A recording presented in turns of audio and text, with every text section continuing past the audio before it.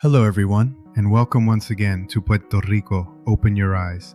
I am your host, Edwin Ortiz, President of the National Puerto Rico and Spain Initiative. Today, I want to take you behind the scenes of our recent participation at the United Nations Committee on Decolonization in New York. I had the honor of appearing before the UN to advocate for a crucial issue, ensuring Puerto Ricans can democratically consider all status options, including reunification with Spain. Over the next few minutes, I want to share some observations, not only as a president, but as someone who sat in that room and witnessed the visions presented for our future. Our organization was created to advocate for historical truth and the fair consideration of all viable status options concerning Puerto Rico's future. For too long, important aspects of our constitutional history have been minimized.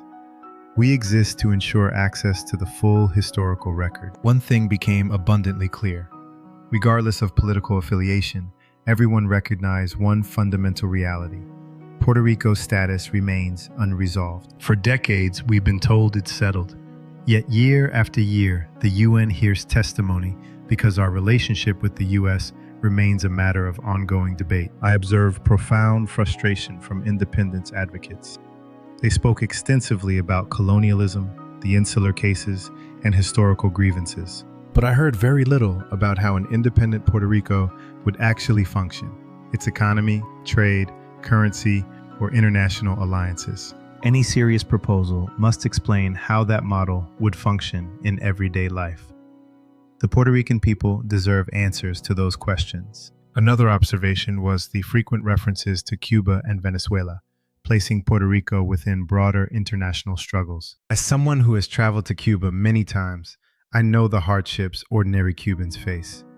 It's an oversimplification to blame all problems on external factors. The association with these governments creates perceptions that matter in politics.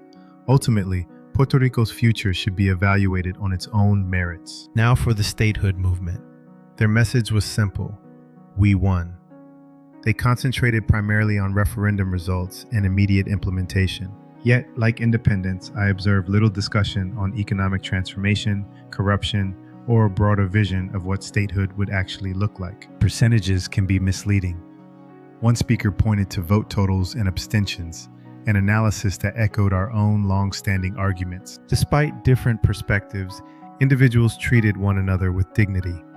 That is precisely how democracy should function: dialogue and listening. Our delegation approached this differently.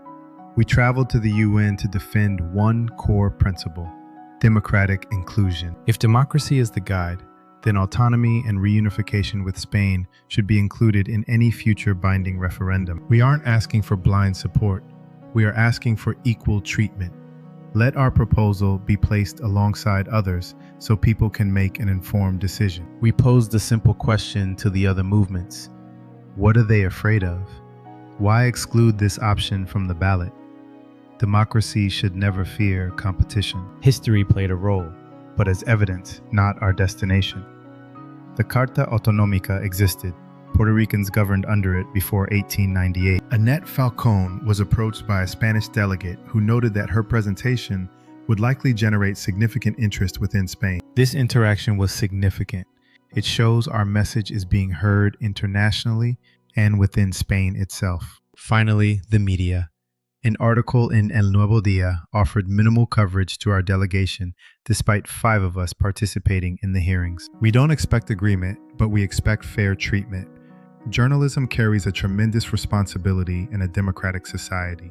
Puerto Rico's future should not be decided by politicians or journalists. It should be decided by the Puerto Rican people themselves. I am Edwin Ortiz, and this is Puerto Rico, Open Your Eyes. Subscribe to our Substack and website to join the conversation. Until next time, a warm embrace.